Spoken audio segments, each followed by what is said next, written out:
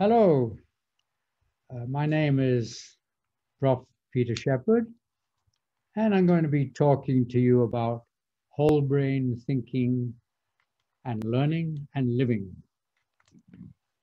We live to learn, we learn to live. So what we'll be going through is a number of slides, which we've divided into 5 parts. I think you could see those for yourself, so I'll move straight into the first part. A very famous expression, I think, therefore. Now, the actual quote you may know is, I think, therefore I am. But this is a bit of a play on words, a joke. I think, therefore I tire easily. So it begs the question is, if we're thinking a lot, do we get tired? Does our brain get tired? I'll leave you to think about that. Another famous quotation is, as we think, so we become, by Benjamin Disraeli. So as we were talking about in part 1, the brain, but we also say, and personality. So where does personality fit in? Our personality is often defined by the number of traits we have. And there are many, many traits. Most have a genetic basis, but some more so than others. So for example, if you've got a very strong trait, let's say you're very, very talkative, then that probably has a more genetic basis. And you will be a talkative child, but you would grow up to also be a talkative adult. Now then there's intelligence, and we're going to look at this in much more detail a little later. But popularly, we often used to think of, when we say someone is intelligent, we're really just looking at their IQ or their intellectual intelligence. And that has about 70% genetic predisposition. Whereas the other popular one today, we call emotional intelligence or EQ. This is less strongly genetic, probably closer to the plus minus 50%. So this then can, of course, be strengthened. We say we can strengthen EQ perhaps up to 20–30%. But IQ cannot be, or very little, very young in our life, but generally not very much at all. So these traits also can be fitted into our whole brain. In other words, we'll be looking at some traits tend to come more from preferences in our left hemisphere and others in our right hemisphere. The CPP, we've divided the traits into 6 clusters. I won't go into these in detail, but it is showing that if we look at the top 3, the blue, the brown, and the yellow, this is our what's called thinking brain, our cognitive self. And then if we look at the bottom 3, the green, the pink, and the red, this is our emotional self, our emotional brain. But then we've got our left hemisphere. So those left behavioral preferences showing up in the blue and the green, and the right showing up in the yellow and the red. So when we look at the whole brain model, we want to break it into what is called the split brain concept of the left and the right. Then we combine this with the triune brain, the evolutionary levels, cerebral, limbic, and reptilian. So we have our thinking self, our emotional self, our left and our right selves. So this whole area began with research done by someone who broke the brain into its 3 sort of evolutionary components. And they said the human brain actually is a combination of the reptilian brain, sometimes called the very ancient instinctive part of ourselves. This is the crocodile in us or the snake in us, the reptile, and it's instinctive. We generally find it difficult to control. Then we have the emotional brain, very powerful, which can be controlled, but can sometimes be very difficult to control, the limbic system. And then finally, the mass of our brain, about 80% of it, is our cerebral cortex, our thinking brain. So putting these three brains together, three in one, it became known as the triune brain. Now, looking then at it from this perspective, it helps us break it down. And so you can see the reptilian brain. I won't list all these out, but you can see breeding and grooming, and even rhythm and so on. Self-defense, self-preservation, survival. So hence the instinct. Then we get the mammalian, or the emotional, or the limbic brain. And here it is interesting that people talk about power and politics. And actually, they are very much wrapped up into our emotional selves. The emotional brain also mediates between our conscious and our subconscious. And then, of course, there's the human brain, the cerebral, the thinking part, conceptualizing, reading, writing, logic, math, problem solving, and so on. Now, we mentioned already that the brain has been, or is able to be talked about as being split.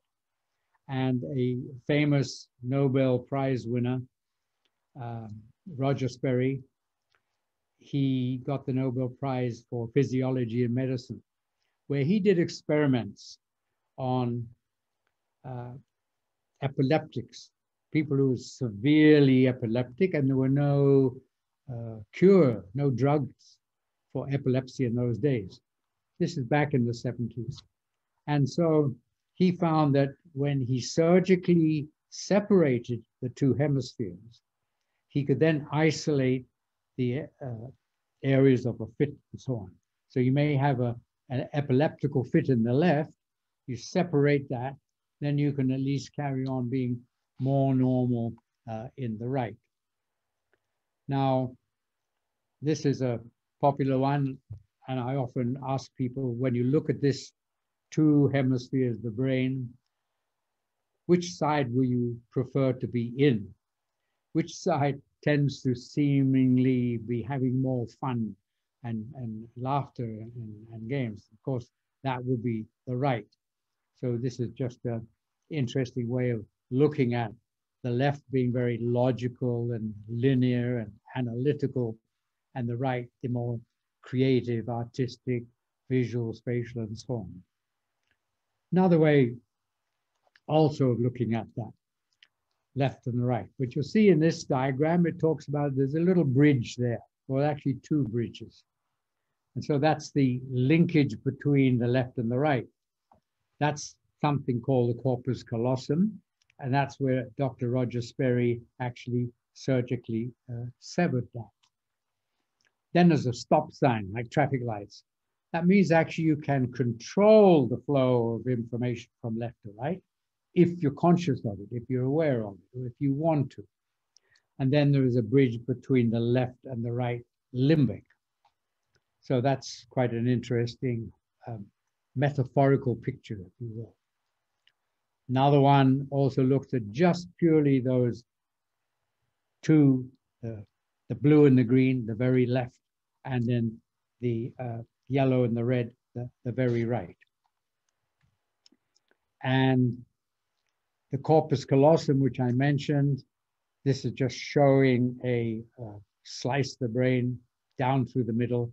So you can see it's actually a bit like a web-based joining.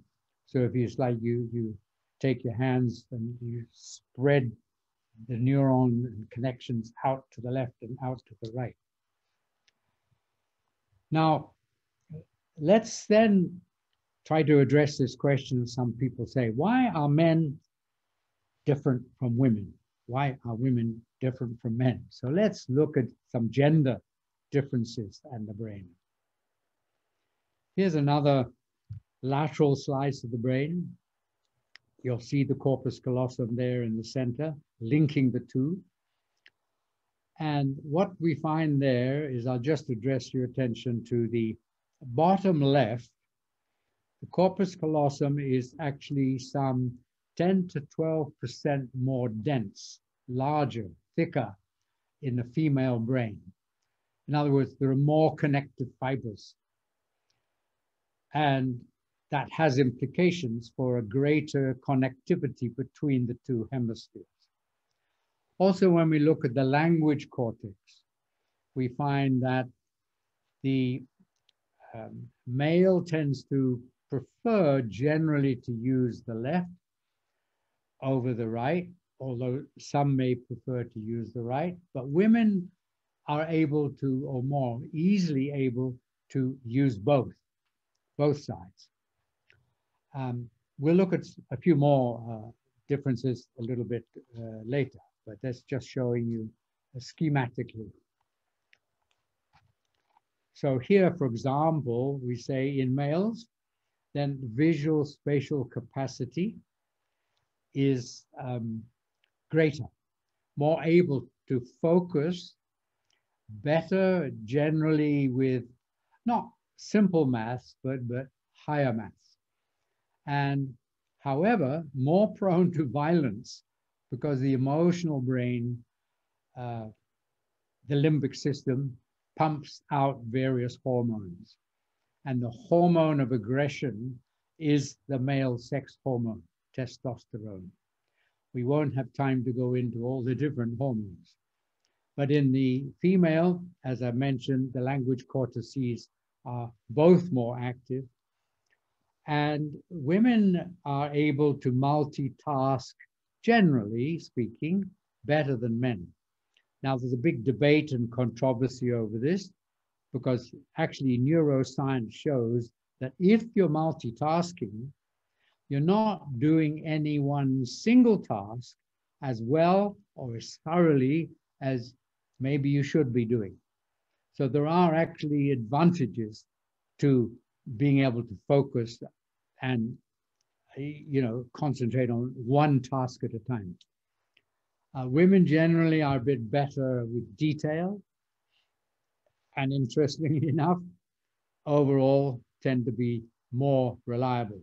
And of course, then I think the mother instinct, the maternal instinct, perhaps a bit better at nurturing and empathizing.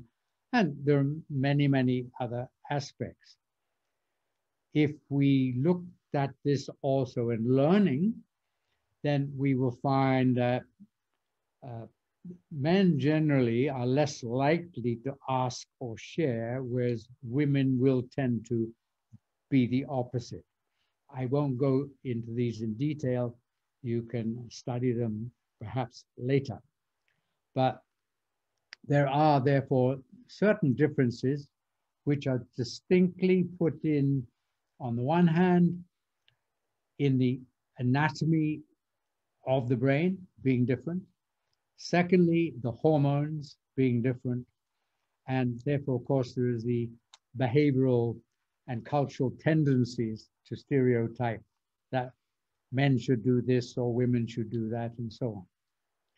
So that's a little bit about gender. It's a big subject, and I'd be happy to go on that topic for hours and hours.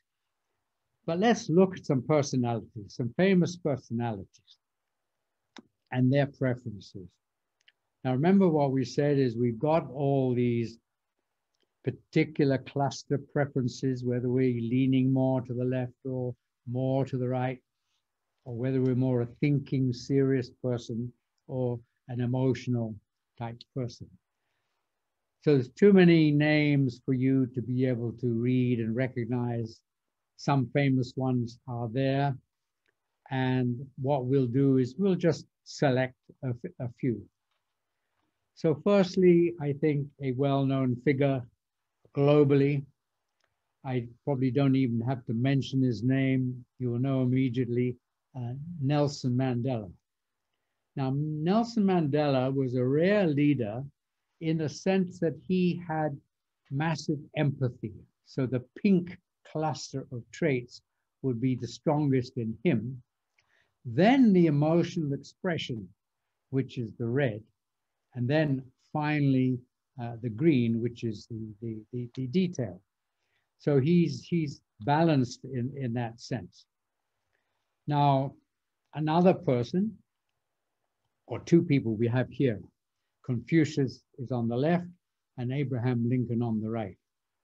So they were different in the sense that their cluster preferences falls into the brown category, the balanced, cerebral thinking person. And then the yellow being the more creative and the blue being the logical. And so it's fairly rare that you will get people who are balanced in both of these. But it can make for a very interesting category of people. Then we have the famous Tiger Woods. So green is his preference because it's detailed, it's discipline. Then he's got the blue, the analytical, but he's also got, as all golf or a lot of sports people would need to have, a strong visual spatial capacity, so the yellow. Whereas Mahatma Gandhi, a visionary. So yellow is the visionary self, looking into the future. And then the spiritual, which will be the green, a revolutionary, if you like, red, and also, of course, very disciplined. And then two ladies. So Mother Teresa, humanitarian, spiritual, traditional, caring.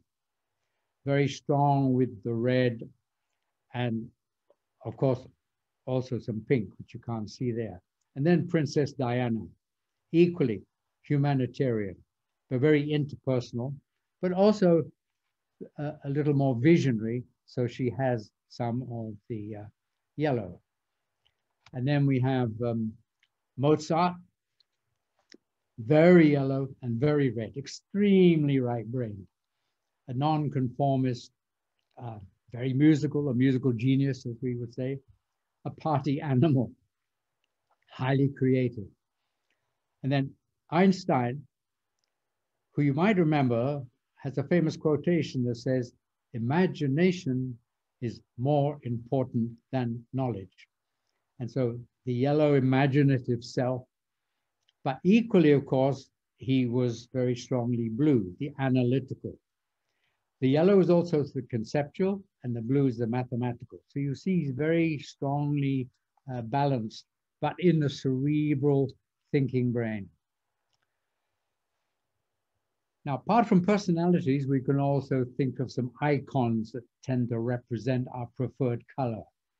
When you've done the Credo personality profile and you've got your own profile, and then you discover whether you are more yellow or blue or pink and so on, you will also be able to refer to these types of icons. And so the clown is there, the jazz musician, very red, very emotionally expressive. And then we have the counselor or the nurse, very empathetic, the pink. And then we have what we call the sort of logical sequential person, following the clock, following sequence. And then, of course, science, the medical practitioner, and coming back to the top, the balance, the judge, if you will, the scales of justice. We're going to look at learning, but let's look at a famous quotation from someone called Tony Stockwell. To learn anything fast and effectively, you have to see it, hear it, and feel it. Of course, there are many quotations around that, and Confucius had a famous one as well. So there's the concept, that I see it, okay, I believe it, I hear it, but until I really feel it, I won't do it. So here now, let's look at learning and intelligence, or the concept of multiple intelligences. Dr. Howard Gardner, a famous educationist from Harvard, developed this idea that we are not just having one intelligence. We would talk about someone being very intelligent. We have many intelligences. And so he divided them into 8 particular areas, which you'll see in this slide. So he talks about a person who's verbally, linguistically able to use language and words, and might be typically, we'll just say, word smart. And then there is the person who's very good with numbers and logic. This will be, in our personality sense, it will be the blue segment, but logic smart. And then he even discovered that people seem just naturally very good with nature. Sometimes we talk about people having green fingers, but people who are good with animals and the outdoors and so on. So naturalistic intelligence. So then we come to the people who are body smart. Sometimes this is called bodily kinesthetic intelligence. Gymnasts, sports people, the dancers even would be examples of people who are very agile and very able to use their body very well. Then we come to music smart, the musical genius. We were talking about Mozart before. So some people just have that musical talent. And a lot of these are actually talents. So when we talk about these areas of smartness or areas of intelligence, they are also areas of talent.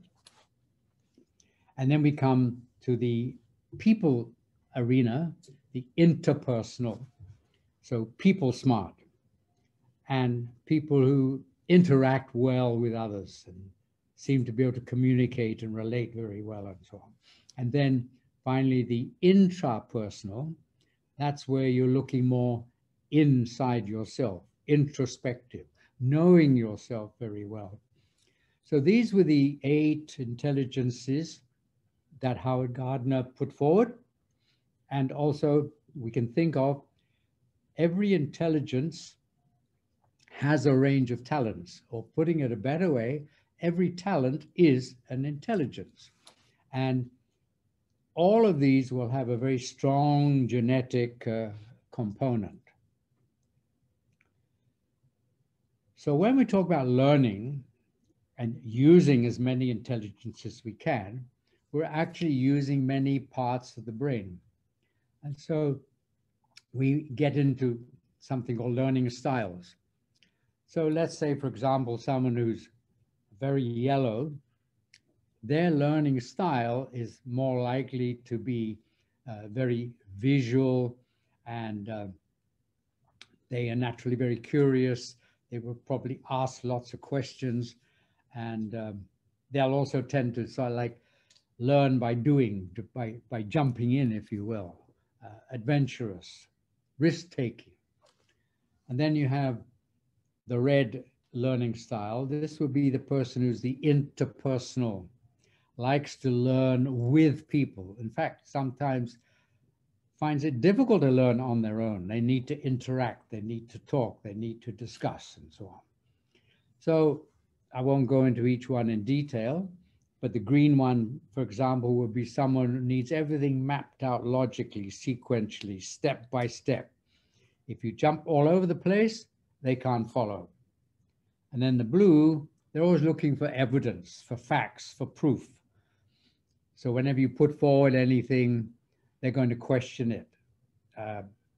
What is, the facts behind this and so on. So we have these different, some people call them learning style. I prefer to call them a learning style preference. It's a preference that if given the choice, or when given the choice, you will use this particular part of the brain and these particular traits to learn better and more. Also, when we look at learning styles, there is another dimension to this. There are those people who are like moving, touching, very kinesthetic. One term often used is haptic. And a very big study, a major study done among 5,300 students around ages 11 to 18, looked at how their style preferences were.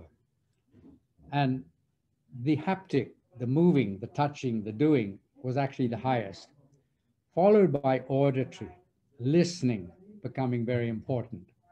And then the visual element, learning through pictures, symbols, color, objects. So that brings us then to the last part, and scene 2, part 5, where it all boils down to, if we've learned effectively, the test will be in the memory, won't it? If I can't recall, I haven't learned. So let's look at a bit of memory and the brain. So again, we can find different types of memory or different things that people remember better than others. Some people are very good at words, numbers. They can remember formulas and sequence, so very much the left. Whereas on the right, you got more the abstract patterns, shapes, relationships. Different areas of memory. They will remember more from seeing a picture, for example, rather than a numerical equation. So again, these are all emanating from parts of our brain. In actual fact, we say, if we know something already, we will tend to use something called our prefrontal cortex. That is the thinking brain.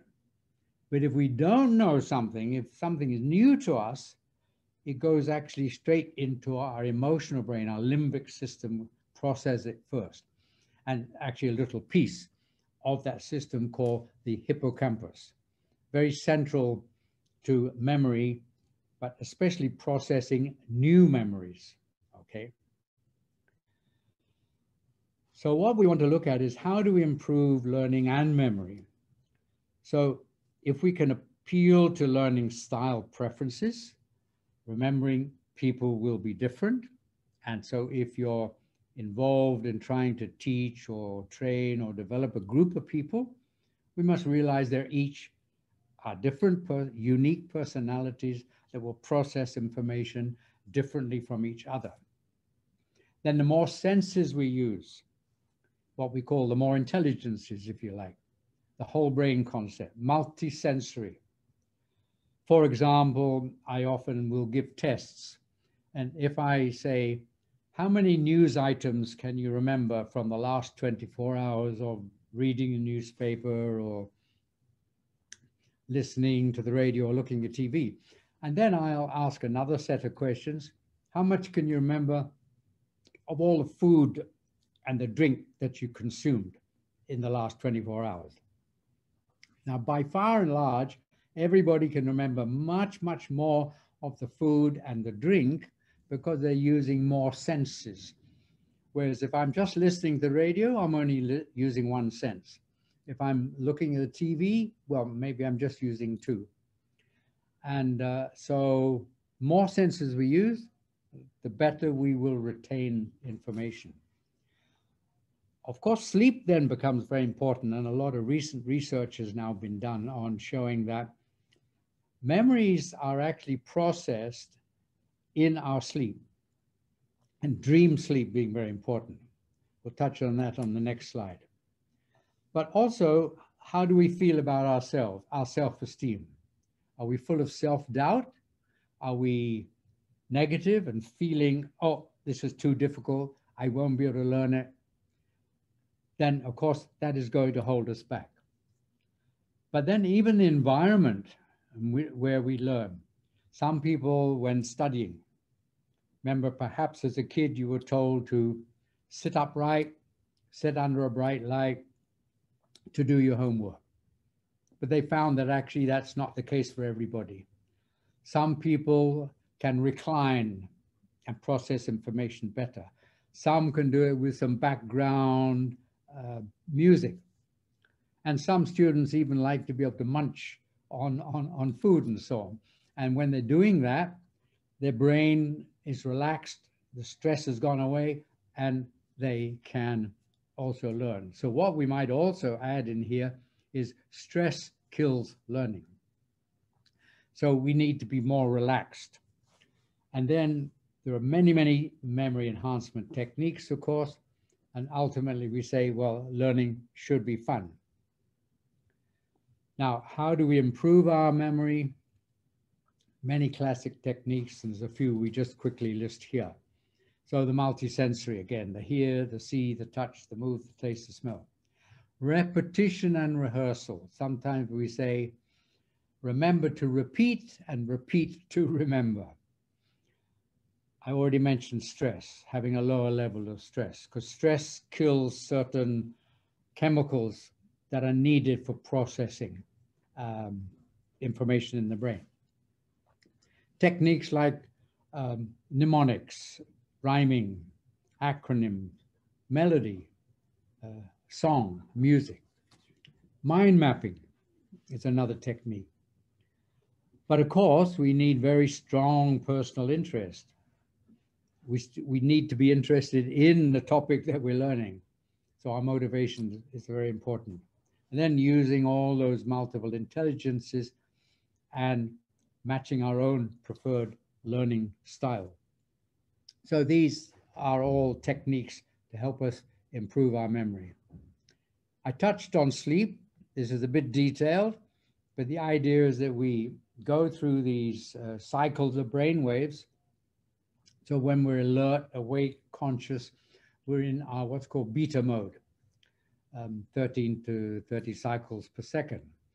But as we daydream, as we drift off, we haven't yet fully gone to sleep, we're in the alpha mode, light alpha.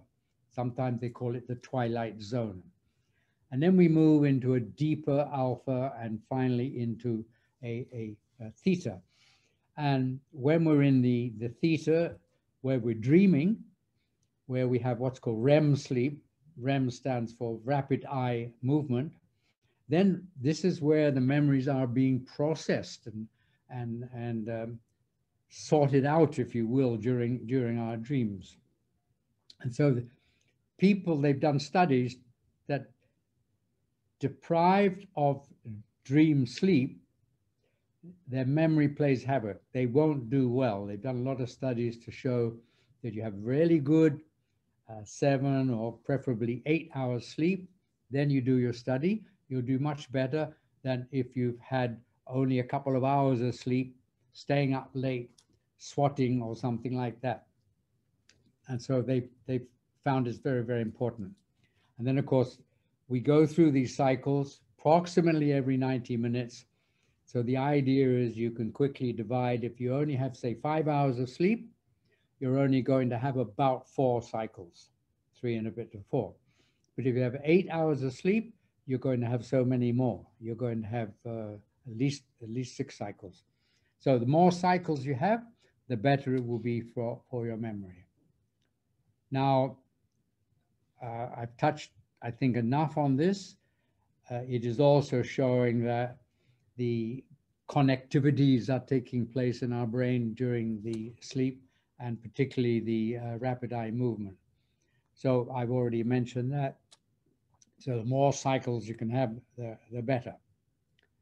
And this was a study done by Harvard Medical School that they were trying to teach people what you would call speed and accuracy, keyboard skills, if you will. And what they found is after sleep, the areas in yellow, it's a bit hard to pick up, showed more activity, speed, and accuracy in the skills themselves.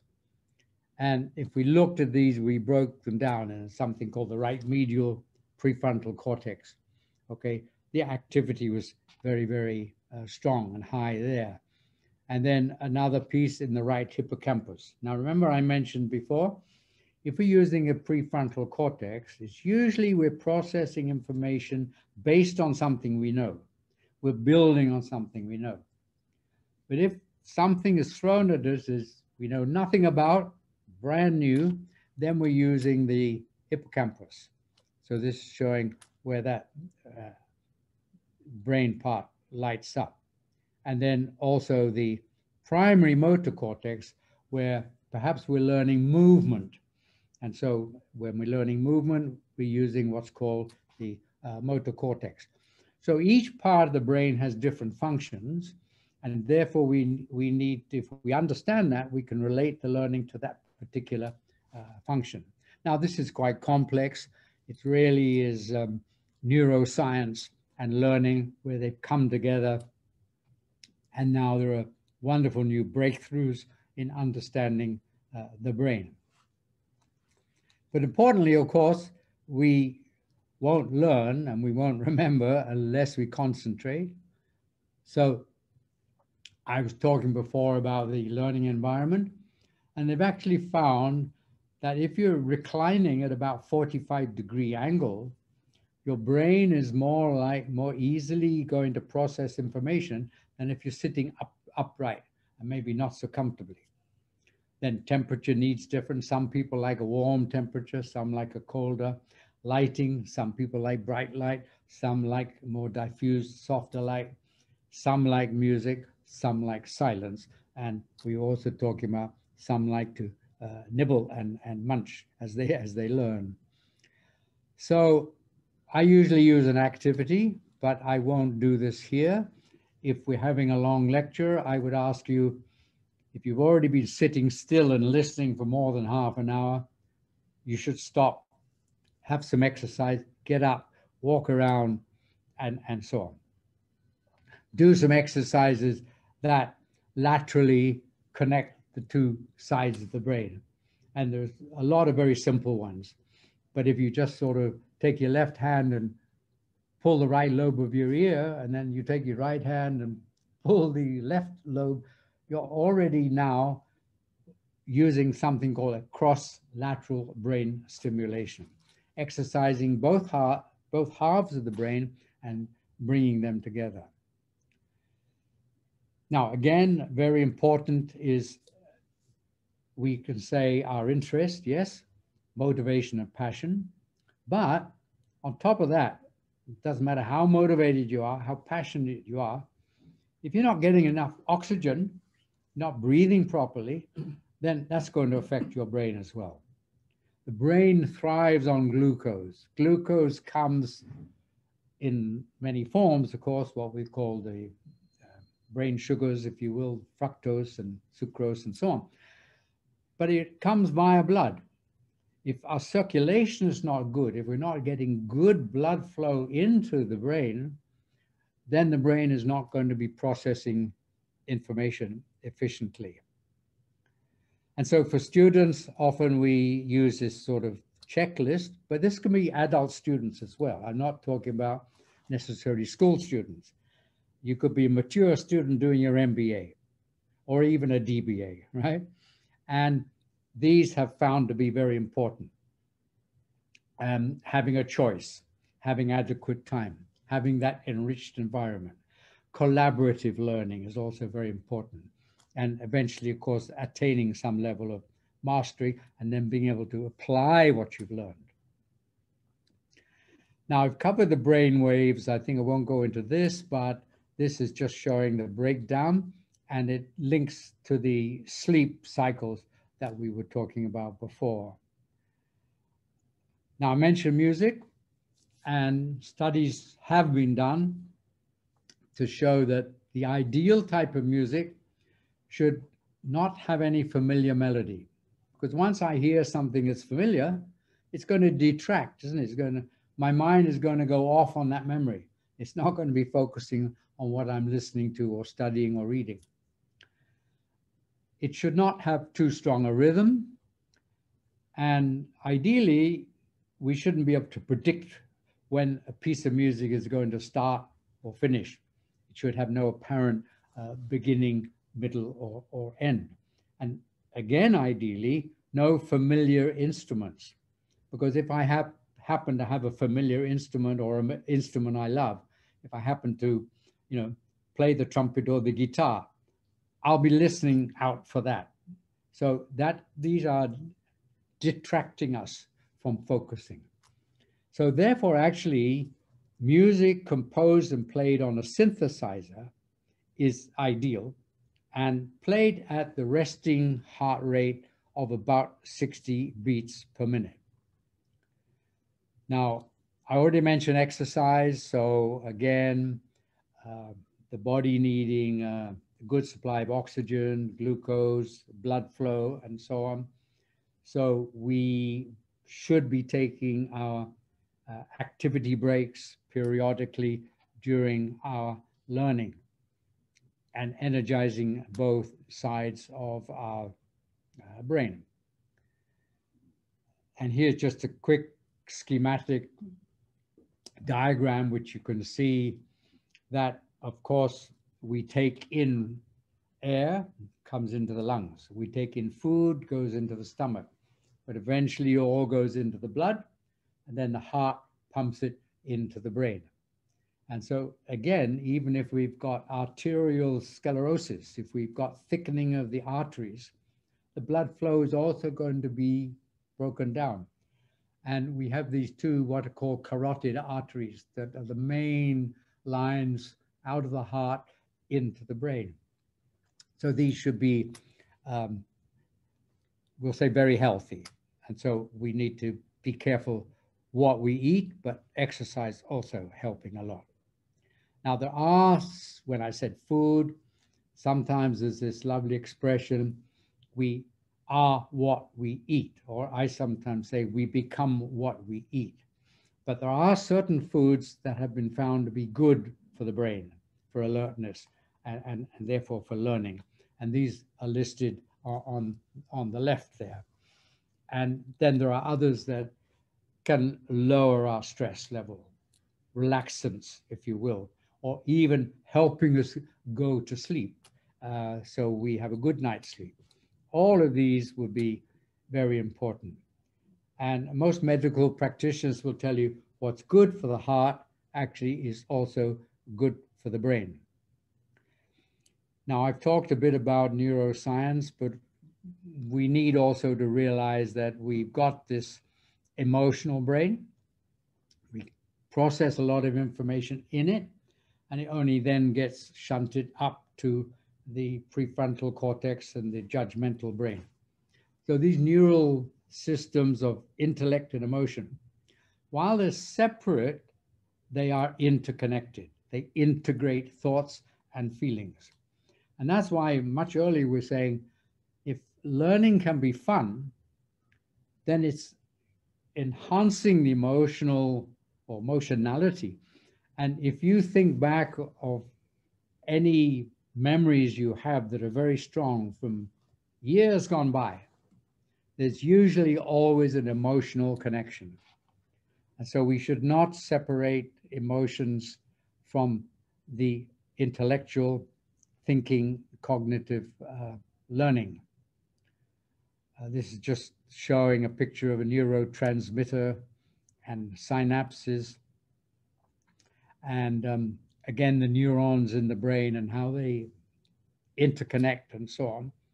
And if we got a healthy brain, means we got healthy neurons and healthy environment around the neurons. Again, this is the complexity of the network. But we can also find that sometimes when we eat the wrong foods, they form what are called plaques in the brain, and they can eventually clog up the brain.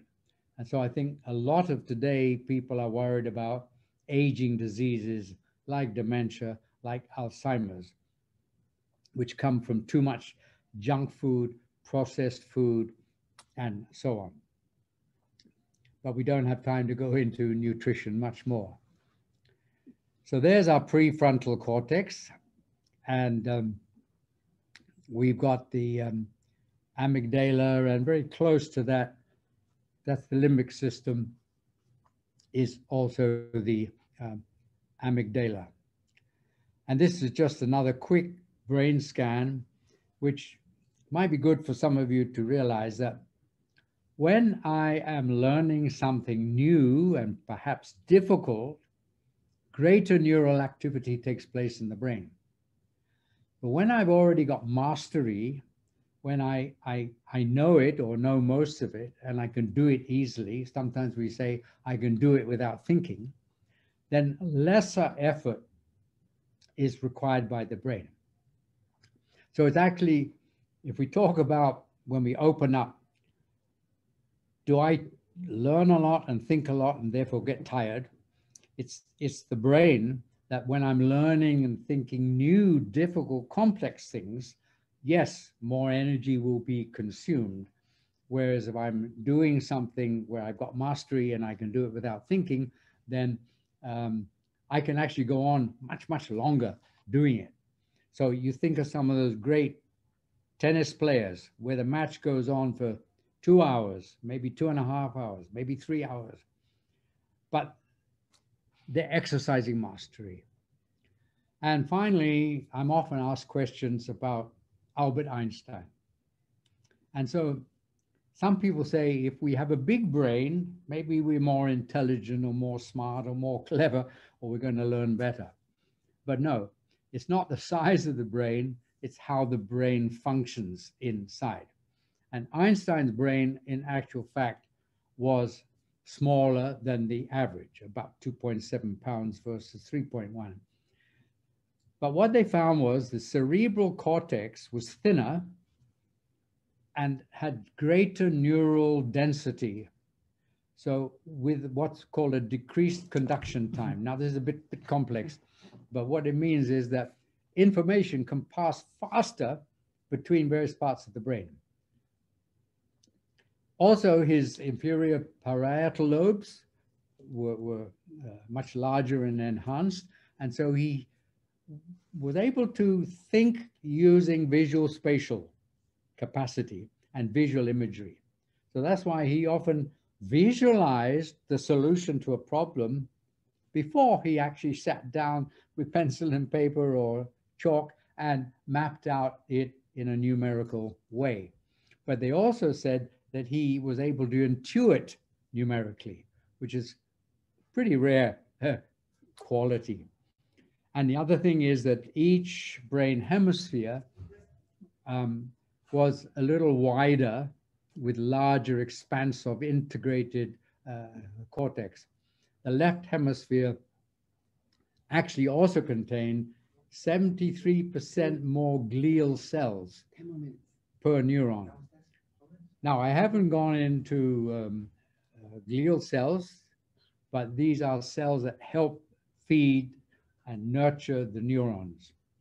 So what we're saying here is that if you have more of these, which Einstein was found to have, that would help him be able to think and to reason and to work things out so much faster and better than the average human being. So I just thought I'd finish with that. Now, this has been quite a long session, and my question might be to you whether you are enthused, better informed, perhaps enriched, but you might also be tired, especially if a lot of this information was new to you.